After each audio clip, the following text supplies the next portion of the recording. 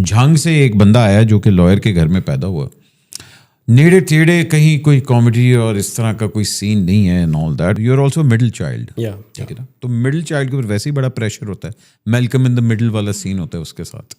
اور اس کے بعد جب آپ اس طرح کا کام کریں جس کو ہمیشہ بندہ کہنا یار ہے کہ ویلے آدھا کام کر رہے ہیں, ٹھیک ہے. سب سے پہلے وہ پریشر کیا تھا کہ کیونکہ اس سے پہلے آپ ایک اپنا پروفیشن کر رہے تھے اینڈ آل دیٹ, تو یہاں آنے سے پہلے کیا سب سے پہلے کیا فیئر تھا کہ یاری میں کیا کرنے جا رہا ہوں؟ تو اس میں آپ ایک دو چیزیں اور ایڈ کر لیں. واٹ صاحب لائر تھے, سید تھے, جون میں وہ سید تھے, اور اس کے ساتھ ساتھ وہ جو وکلا کی پالیٹکس ہوتی ہے نا اس میں بڑے پرومیننٹ تھے, ٹھیک ہے. تو وہ ایک شہر کا پولیٹیکل فگر بھی تھے, جس کی وجہ سے یہ ساری ڈیٹیلز میں آپ کو اس لیے بتا رہا ہوں کہ ان کا بڑا بیٹا پیدا ہوا ہے تو اس کے اوپر ایک سرٹن ذمہ داری ہے, ایکسپیکٹیشنز ہیں. ہاں وہ جھنڈے کے بڑا وہ کرے گا. اور وہ ویری گڈ, اور کیونکہ کنزرویٹو ایک سید فیملی ہے تو اس کی وجہ سے بھی آپ کو ایک سرٹن فرمے کے اندر ہی دیکھ سکتی ہے آپ کی فیملی اور معاشرہ کہ اس طرح کا ہی ہوگا یہ. اور وہ میرے اوپر آ بھی گیا. میں بڑا سیریس بچہ تھا اور میں تقریریں کرتا تھا تو بڑی سیریس اردو ڈیکلیمیشنز, اور وہ میرا اورا اپنے دماغ میں بھی ایک اس طرح کا ہی بن گیا.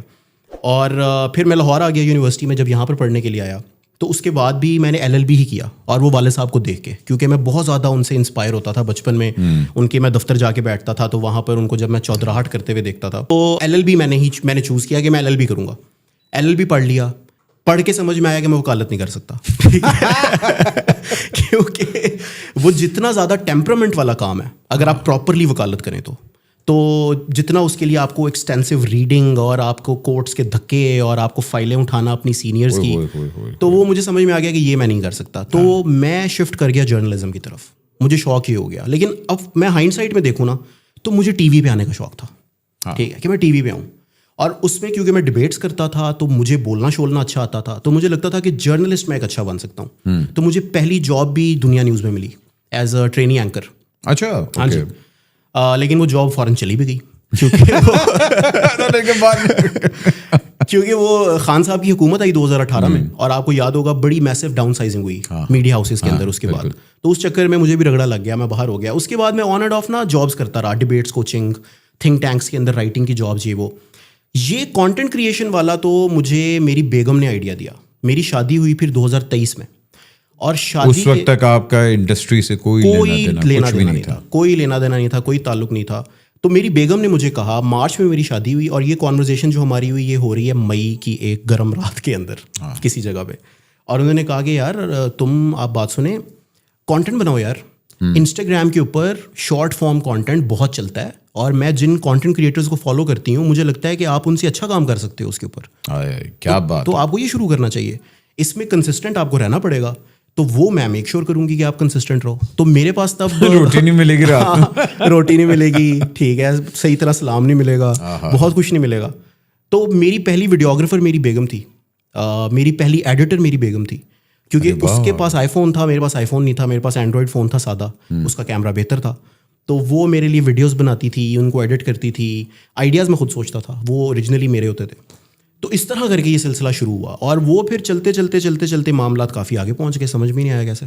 اچھا دیکھیں, اس میں خوبصورتی تو ایک یہ ہے کہ جب تک آپ ابا حضور کے ساتھ تھے آپ کو پتا تھا کہ بھائی جان میرا تو کچھ نہیں بننا, ٹھیک ہے, کیونکہ ابا نے گولی مار دینی تھی, ٹھیک ہے نا.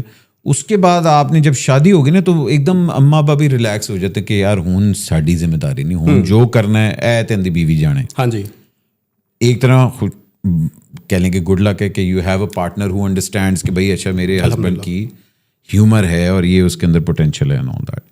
بٹ میں ایک چیز بڑی اپریشیٹ کرتا ہوں کہ یو آر دا فرسٹ, یا نیو کمرز میں سے بہت کم لوگ ہیں جو کہ اسٹوری لائن پہ کام کرتے ہیں کہ یار اچھا میرے پاس ایک اسٹوری ہونی چاہیے اور میں اس طرح کر کے یہ چیز کروں گا. ورنہ تو ہوتا ہے کہ کیمرہ چکے اور جی مطلب بنا لیا اینڈ آل دیٹ.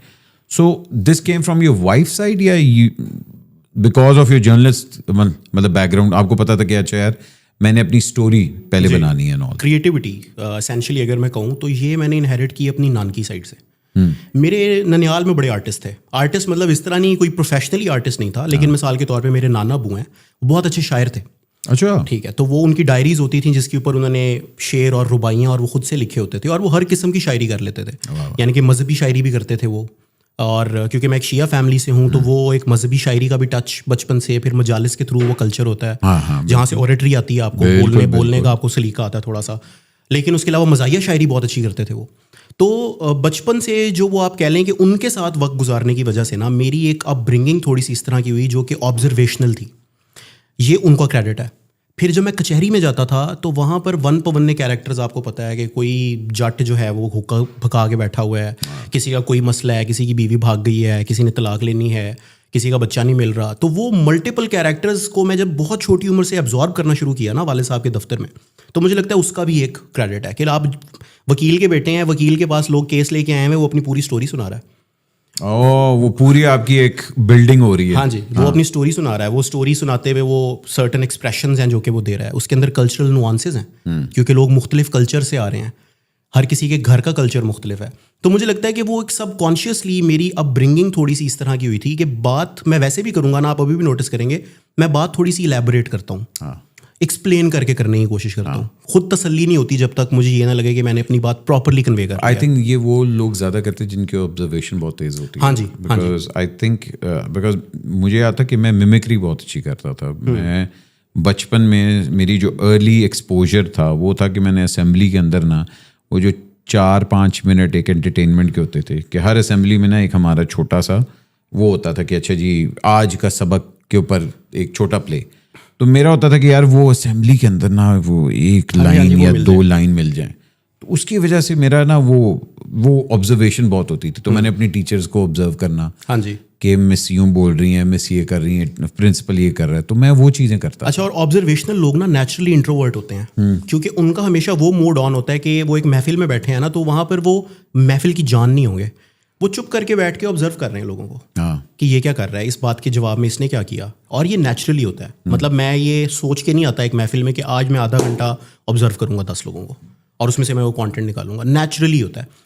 اور کیونکہ میں بچپن میں انٹروورٹ تھا تو آپ نے یہ اسمبلی والی بات یاد کروائی مجھے, جو آپ ایکٹنگ والی بات کر رہے تھے. مجھے بہت شوق تھا ایکٹنگ کرنے کا, لیکن میں اتنا انٹروورٹ تھا, میری آواز نہیں نکلتی تھی 4 لوگوں کے آگے, تو کوئی ٹیچر مجھے رول ہی نہیں دیتا تھا. پھر تھا میں تھوڑا سا اسکینی سا بچہ, پتلا سا, تو وہ اسکول میں تو بچے وہ بنتے تھے جو کہ پرنس بننے کا مٹیریل ہو, ذرا گورا چٹا لال گالوں والا. نہیں, یہ آنکھوں آئی بروز کے ساتھ پرنس تو نہیں بن سکتے تھے. آئی بروز والا ایڈیشنل مسئلہ تھا. بالکل یار پرنس کدھر ہے, ایک بمالا پرنس تو کوئی ہے ہی نہیں, وہ تو کوئی ہو ہی نہیں سکتا. تو وہ مجھے پھر جو پہلا کیریکٹر ملا نا, ہمارے ایک ٹیچر ہوتے تھے ذوالفقار وینس صاحب, ٹھیک ہے, وہ یہ ڈراماز وغیرہ کرواتے تھے. تو وہ مجھے بچپن سے سب شاہ جی بلاتے تھے والد صاحب کی وجہ سے نا. انہوں نے کہا شاہ جی وہ ایک ڈرامے میں آپ کو لینا ہے. تو وہ میں بہت خوش ہو گیا. 6-7 کلاس کی بات ہے. میں کہا تھینک یو یار, فائنلی کسی نے میرا پوٹینشیل جو ہے وہ ریکگنائز کیا. میں کہا رول کیا ہے اس میں سر؟ انہوں نے کہا وہ گانا آپ نے سنا ہوا ہے, تم آئے تو آیا مجھے یاد گلی میں آج چاند نکلا. میں کہا ہاں بالکل.